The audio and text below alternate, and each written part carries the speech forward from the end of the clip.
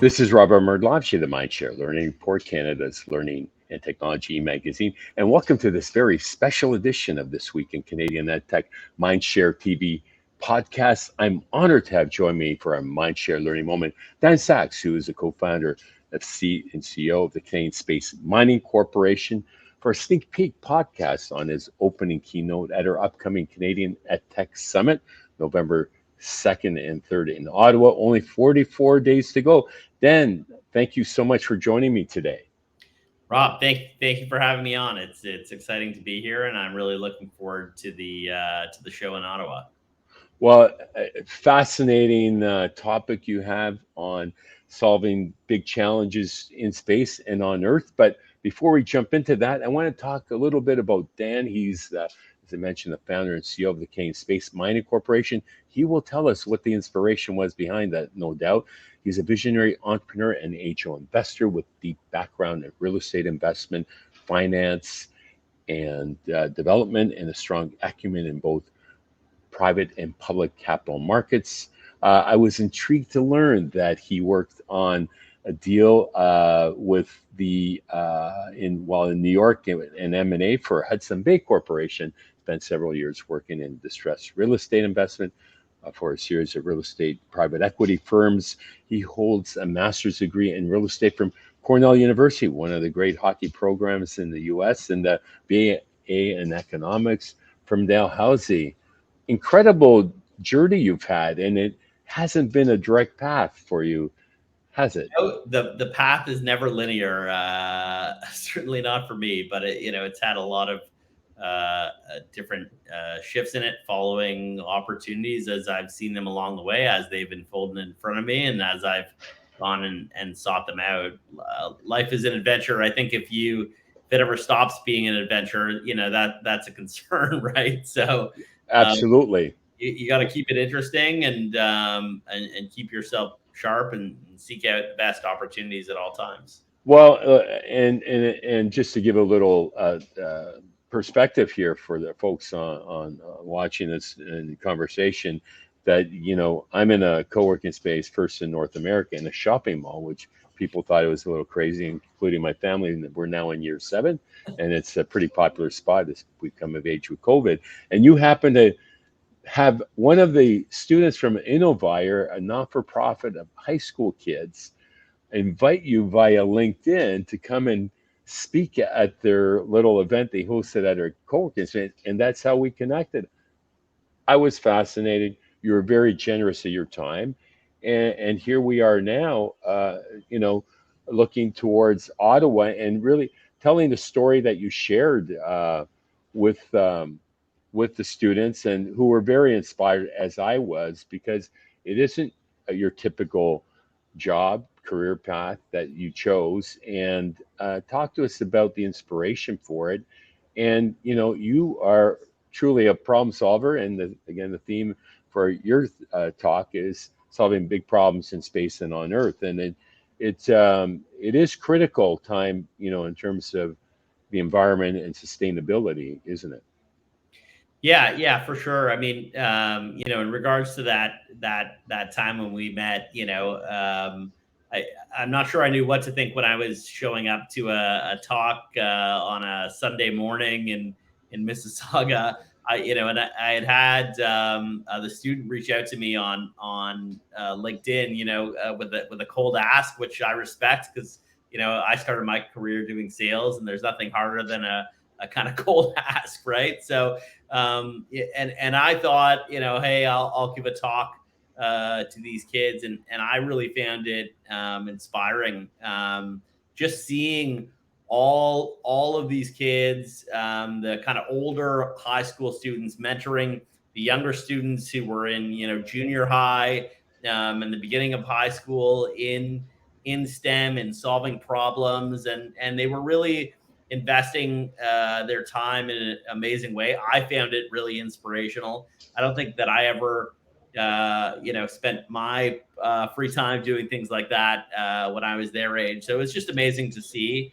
Absolutely.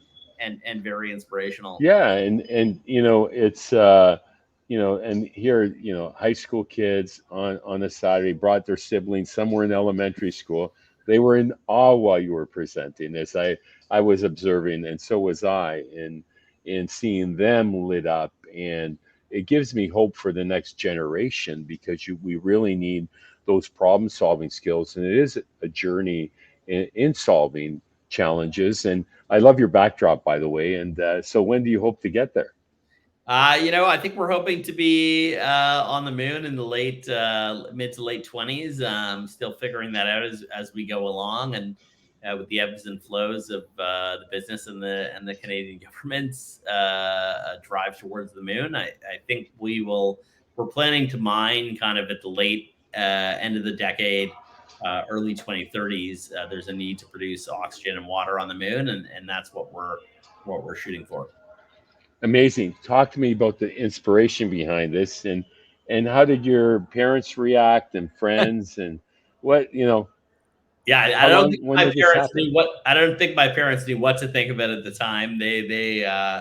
I told them I was starting a space company, and I had been working on a space company, late hours of the night, and they were like, "Sure, Daniel, do we need to see do you need to see someone about that?" I think was a bit of the response.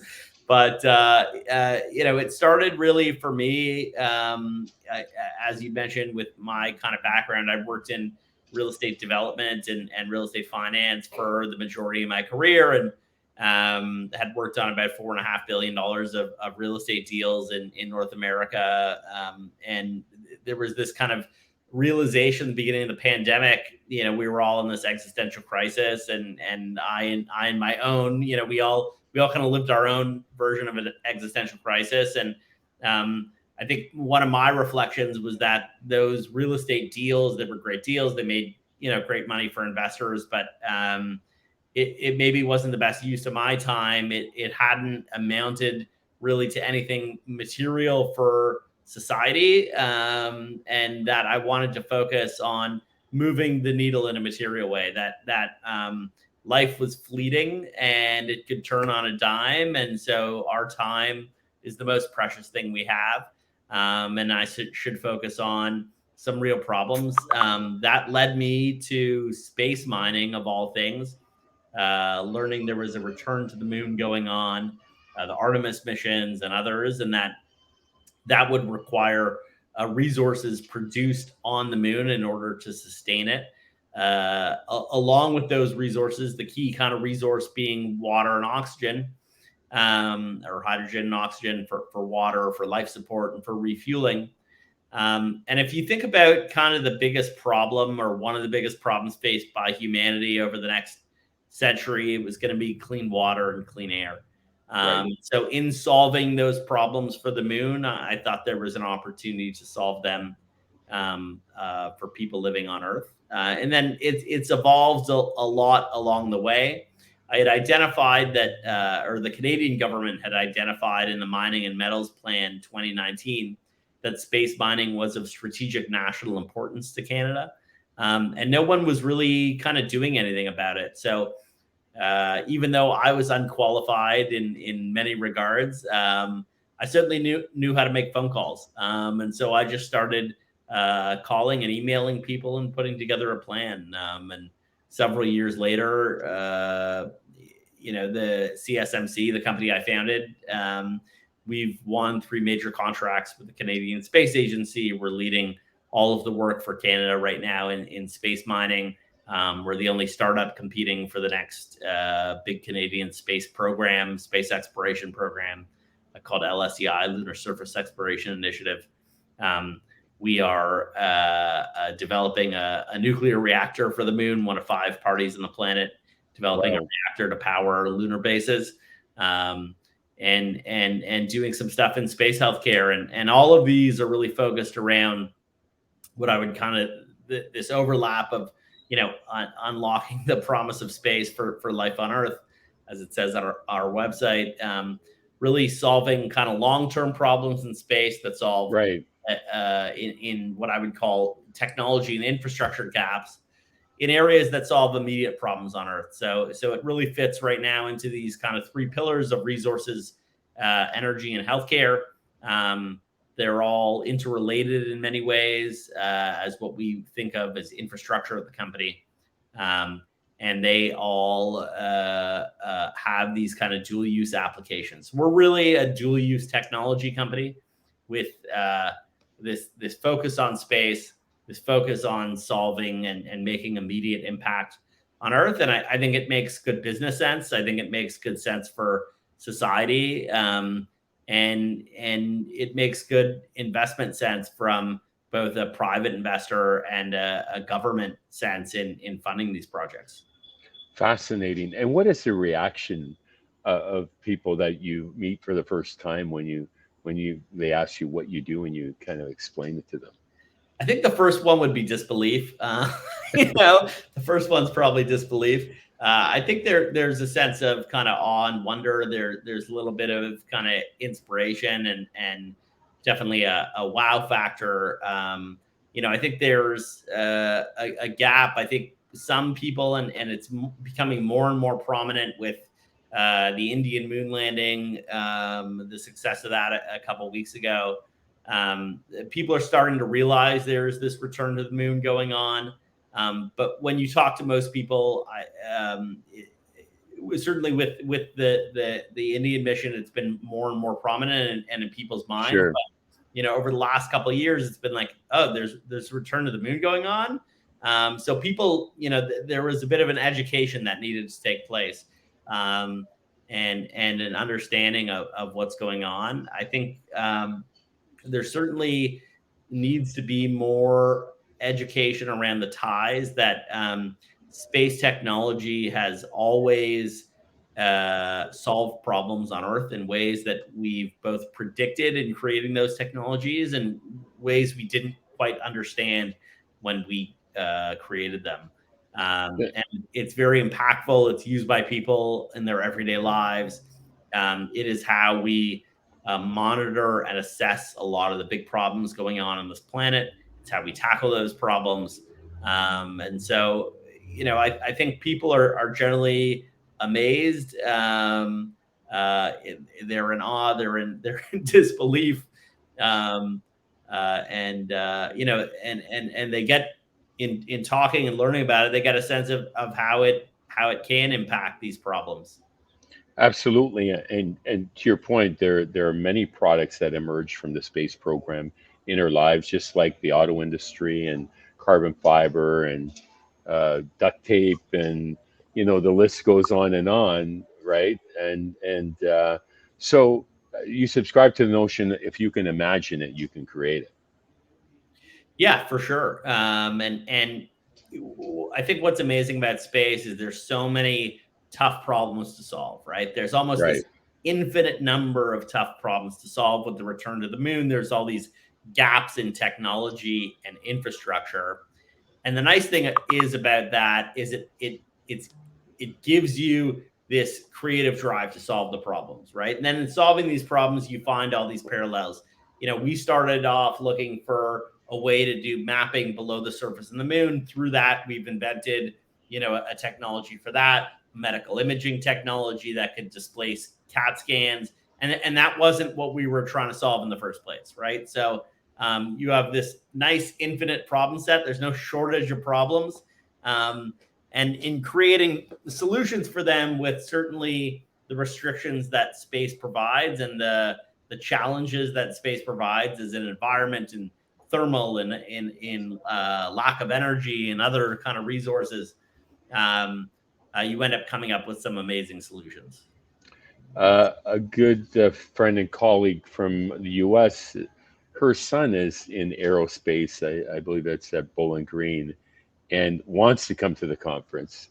And his interest is in space mining. So it really is a thing. You've started a new trend.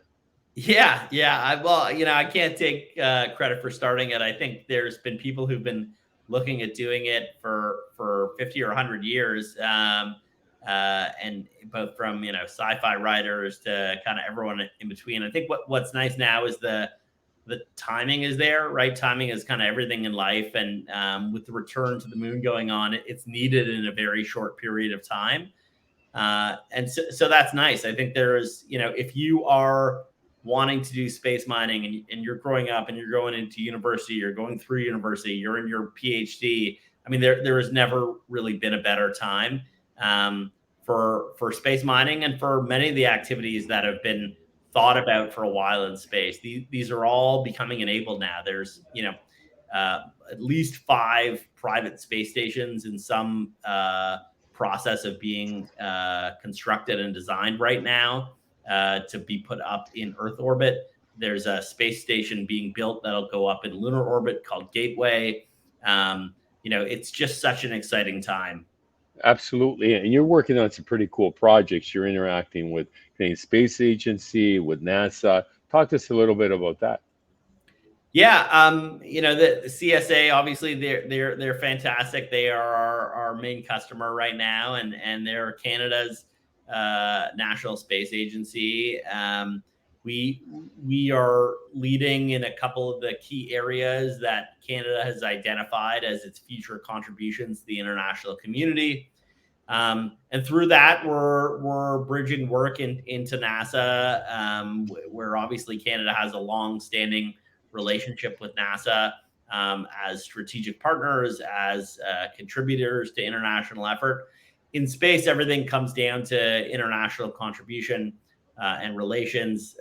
I like to say that programs are stickier when you have more than 2 countries involved with them, because you have commitments, and those commitments are a lot harder to get out of once two nations. And as somebody said to me, if the president has to pick up the phone and call the prime minister and say, hey, we've decided we're going to back out of this program, that's a bigger challenge than Congress just cutting the budget on something. So the more international parties you have involved in these programs, the stickier they become, and we all benefit as a result.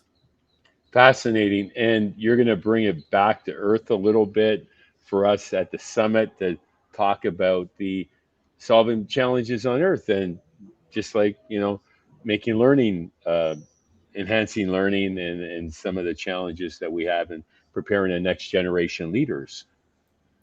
Yeah, for sure. I mean, so for us, it's all about the long-term problem in space and the immediate problems on Earth. I mean, Earth is our most important planet.